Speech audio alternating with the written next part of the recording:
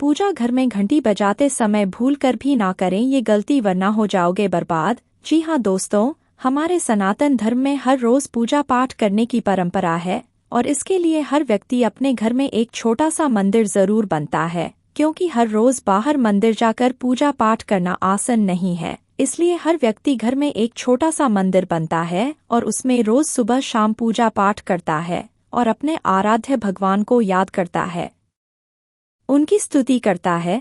क्योंकि दोस्तों, नियमित पूजा पाठ करने से हमारे मन को मानसिक शांति तो मिलती ही है, साथ ही हमारे घर में सकारात्मक ऊर्जा भी आती है और हमारे घर से सभी कष्ट और परेशानियों को दूर कर देती है। मगर दोस्तों, पूजा पाठ करना भी एक नियम से जरूरी होता है, जिसके नियम हमारे पुराणों में बताए गए हैं।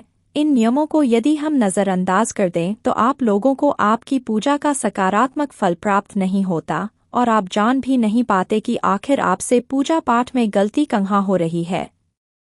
दोस्तों, पूजा करने के नियम सदियों से, कई युगों से चले आ रहे हैं, जिनका एक ठोस धरातल पर आध्यात्मिक और वैज्ञानिक दोनों ही ओर से ध्यान में रख कर बनाए गए हैं।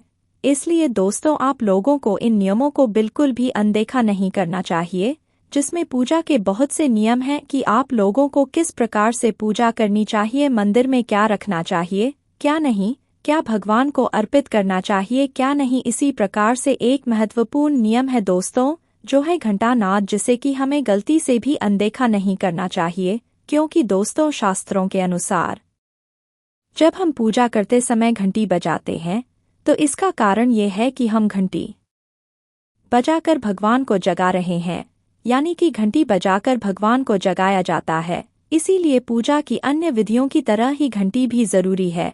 लेकिन दोस्तों, पूजा के दौरान घंटी के प्रयोग को लेकर भी कुछ नियम होते हैं, जिनका पालन पूजा के दौरान जरूर करना चाहिए, तभी आपकी पूजा सफल मानी जाती है और देवी देवता आपकी पूजा को स्वीकार करते हैं।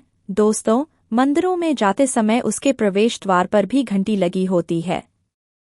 मंदिर में प्रवेश करते समय लोग घंटी बजाकर ही प्रवेश करते हैं। कई लोग मंदिर से निकलते समय भी घंटी बजाकर निकलते हैं। तो आपको बता दें कि मंदिरों में भी घंटी बजने के पीछे भी एक गूढ़ रहस्य छिपा हुआ है। मान्यताओं के अनुसार घंटी बजने से मस्तिष्क में पॉजिटिव एनर्जी का संचार होता है। घंटी से निकलने वाली कर्णप्रिय ध्वनि से मन में पूजा के प्रति सकारात्मक विचार जागृत होते हैं। और आपको बता दें कि घंटी बजाते हुए पूजा करने से आत्म संतुष्ट मिलती है और आप लोग शांति का अनुभव करते हैं।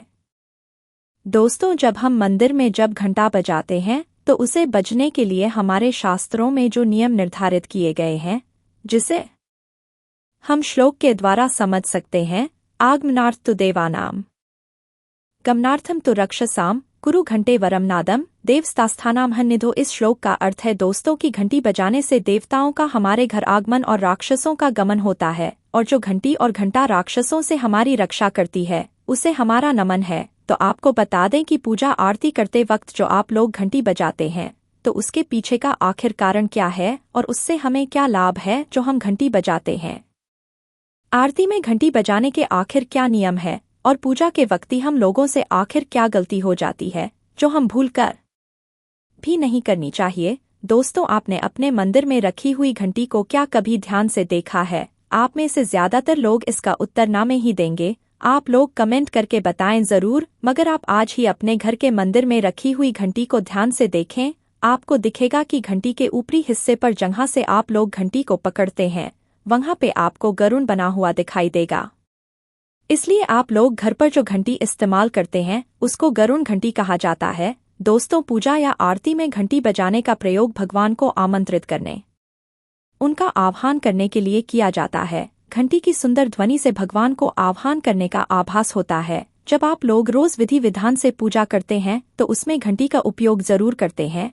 आप लोगों को पूजा समाप्ति के बाद आरती करते समय घंटी का उपयोग विशेष रूप से करना चाहिए, नहीं तो आपकी पूजा, आपकी आरती अधूरी मानी जाती है। मगर आप लोगों को जानकारी का अभाव होता है, इसलिए आप लोग इसे एक सामान्य प्रक्रिया, एक छोटा सा नियम मानते हैं।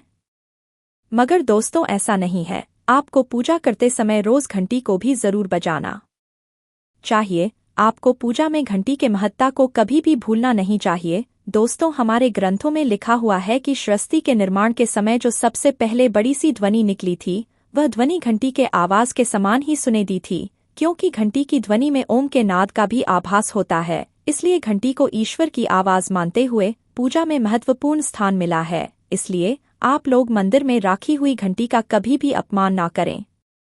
और जिस तरह से देवी देवताओं की पूजा करते हैं, उसी तरह से घंटी की भी पूजा करें और साथ ही घंटी को प्रणाम करके ही उसे बजाना चाहिए। घंटी को प्रणाम किए बिना बजाना सही नहीं माना जाता है। आप लोगों ने अक्सर ये महसूस किया होगा कि पूजा करते समय जो घंटी बजाई जाती है, उससे आपके पूरे घर का संपूर्ण वातावरण शुद्ध और पवित्र सा हो जाता है और चारों ओर सकारात्मक ऊर्जा फैल जाती है। और यदि आप लोग इन नियमों को नहीं करते हैं तो आपको आपकी पूजा का संपूर्ण फल नहीं मिल पाता है।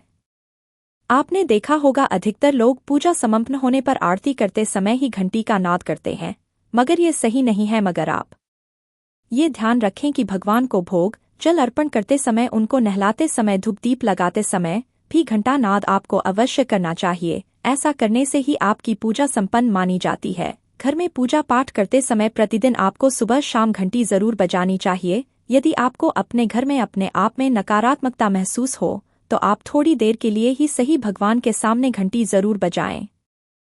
फिर महसूस करना आपके अंदर सकारात्मकता जागृत हो जाएगी। अब बात करें कि जब आप मंदिर में जाते हैं तो आप मंदिर में जाकर भी घंटा बजाते हैं, तो उसके भी कुछ नियम जान लें। आप कभी भी जोर से मंदिर में घंटा ना बजाएं। अगर आप पूजा के नियम से मंदिर में प्रवेश करते हैं तो आपको इस परिस्थिति में जोर से कभी भी घंटी नहीं बजानी चाहिए। जोर से घंटी बजाना आपके अंदर मौजूद भक्ति भाव को नाश कर सकता है। घंटी को लगातार नहीं बजाना चाहिए, एक बार में 2 से 3 बार ही घंटी बजानी चाहिए। पौराणिक ग्रंथों के अनुसार जिन स्थानों पर नियमित रूप से पूजा पाठ किए जाते हैं और घंटियां बजाई जाती है, उस स्थान पर नकारात्मक ऊर्जा का नाश होता है और इसलिए नियमित पूजा पाठ और घंटी बजने वाले स्थानों पर वातावरण को शुद्ध और माहौल शांतिमय बना रहता है। अगर ये जानकारी आपको पसंद आई हो तो वीडियो को एक लाइक जरूर कर दीजिए और साथ ही चैनल पर पहली बार आए हैं तो चैनल को सब्सक्राइब जरूर कर दें। धन्यवाद। हर हर महादेव।